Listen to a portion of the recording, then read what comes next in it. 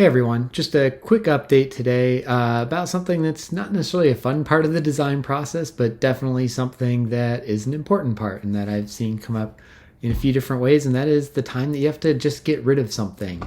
Maybe an idea you liked or thought was cool, and for some reason it's not working or just isn't fitting in with the rest of the game, or isn't bringing enough value for what it is or whatever. And I recently made the decision to cut out 2 elements and just wanted to share that and kind of the rationale behind them. Basically, since the inception of the game, I've had a thing called yearly events.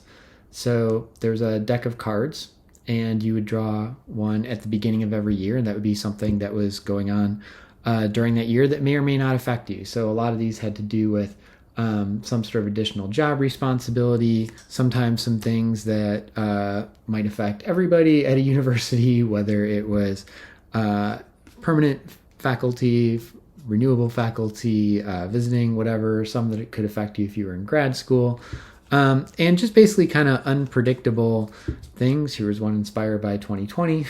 Working as a teacher in 2020 was an interesting situation. Anyway, I like the idea that there's just sort of unpredictable things that are going to happen at your school or in the wider world that are going to have some kind of impact on what your workload is and stuff that you can't necessarily predict and have nothing to do with what you're doing. It's just kind of circumstances around you. And what I was finding was a couple things. So one thing, which could have been fixable if I rewrote them all and kind of thought of different contexts for what they would be, is that a lot of them did kind of only affect you if you were in some sort of full-time academic job. So particularly early in the game, and this was a sort of gameplay mechanic issue, you just kind of ignore them. So you'd draw one at the beginning of the year and it would say like, oh, if you're full-time faculty, do this. And at the beginning of the game, nobody's full-time faculty. Everyone's working through grad school or maybe is out of academia entirely, working some non-academic job. And so you just kind of got used to ignoring them. And there were a few cards that affected early in the game, but most of them didn't. So that's something I could have changed. I could have tried to write them, but there was kind of a limit to the value of what that would be, that what kind of realistic things would affect everybody. And so the problem was, by the time you got to a point in the game where they were affecting you, everyone just got in the habit of ignoring them. So that was one factor. But the other factor was there's so many other things going on year to year that are affecting you. It could be what action cards another player's playing on you, or what cards you have to play yourself. Probably the biggest random factor in the game is the dice roll at the beginning of each round for how much time you're going to have to play that year. And the difference between getting a good roll and a bad roll is much bigger than anything that was happening on the yearly event cards. So it just kind of was this thing that felt sort of superfluous, and the big concept of, hey, there's random stuff that happens that is going to, make your life a little easier or a little harder this year. There were other aspects of the game that were just kind of accomplishing it without needing this separate deck, which was one more thing to keep track of every year. And there's already kind of a lot going on. So that was something I decided to get rid of. I may take some of these and turn them into action cards. So, I do kind of like the pandemic one, and maybe I could do something with that where like you play a pandemic on another character and they have to deal with consequences of that. I don't know. I'm kind of debating whether to try to keep any of the aspects of these in some fashion or just ditch it entirely. But after a couple of playtests where we're not dealing with drawing a yearly event every year, it's just smoother, and it was one more thing to keep track of, and I wanted to get fewer things to keep track of each round instead of more. That's definitely the trajectory I'm on right now, because the game has gotten pretty complex, so I'm trying to simplify some things back down. The other one is something that also has been in the game since the beginning, and it's getting cut out. And so here is a recent iteration of the game board. And there was this thing at the beginning of each round where you choose your lifestyle level. And there was subsistence, average, or luxury. And as you can see, they had different costs associated with them. So basically you spent more to have a better lifestyle.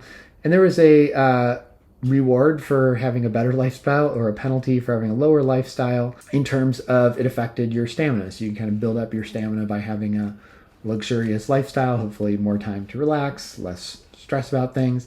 And I actually kind of liked this mechanic too, of as the game progressed, as you were further along in the cycles, it kind of encouraged you to move up in lifestyle so that you didn't get penalties. So for instance, if you're up to, cycle 5, so very late game, and you're still at this subsistence lifestyle, you're getting penalized every year for having that low lifestyle.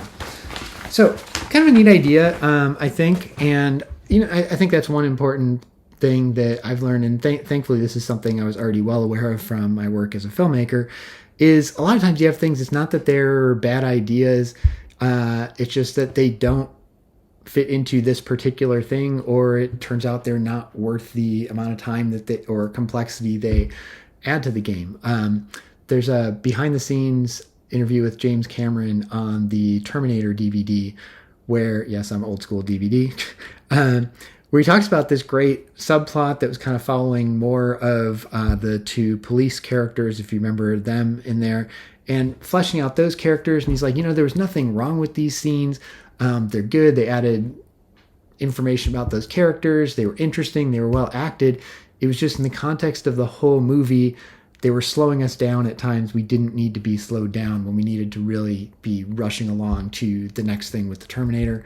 And so he cut them out. And that's a common lesson in filmmaking, is sometimes you cut things not because they're bad, but just because in the overall flow of the bigger thing you're trying to accomplish, they're not doing what you need them to.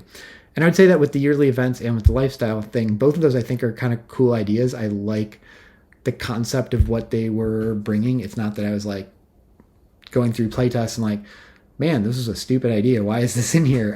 There was some value to it, but the value wasn't maybe paying off. So in the case of the lifestyle, I like that philosophical concept of, as you're progressing in life and getting older, that you want to be kind of moving up in your lifestyle, your tastes, your needs, whatever, maybe getting more expensive when you're 60 years old.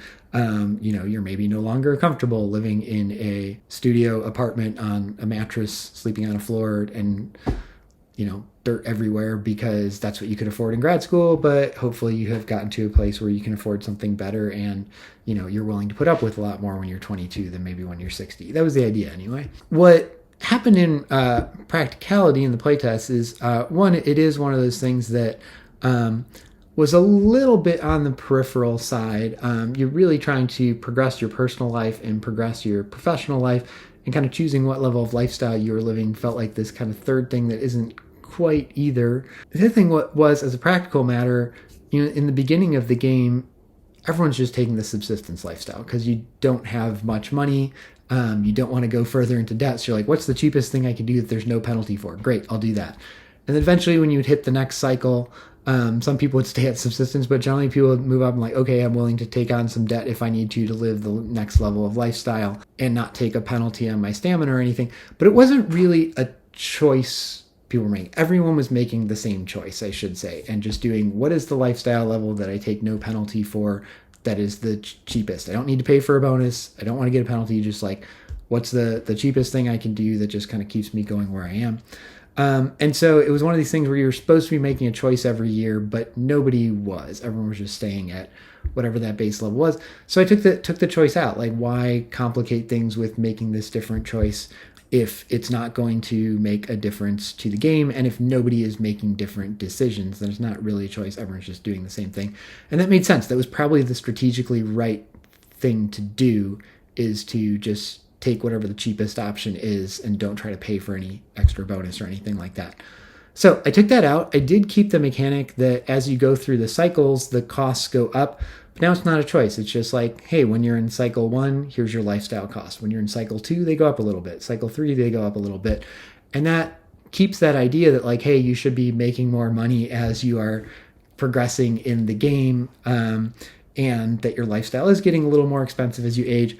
But without this, again, added decision, added complication, one more thing that the player is supposed to be thinking about that it turns out they really weren't. We're just kind of going on autopilot, allowing them take that out of your mental energy. Just tell them, hey, here's what this is. It's not a choice. You're paying this much. And then you can focus your energies on thinking about what to do with the actual strategic decisions about where am I going to spend my time, what cards do I want to play, and stuff like that. So 2 things got rid of in recent iterations.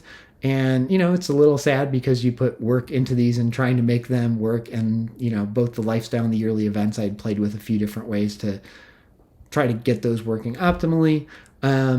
But I think trying without them, it definitely seems like that is a better choice and just works better for the overall flow of the game and keeps your attention and focus and energies on things where I would rather have it. So that's today's design diary. I hope that was a little bit interesting, and I will see you next time.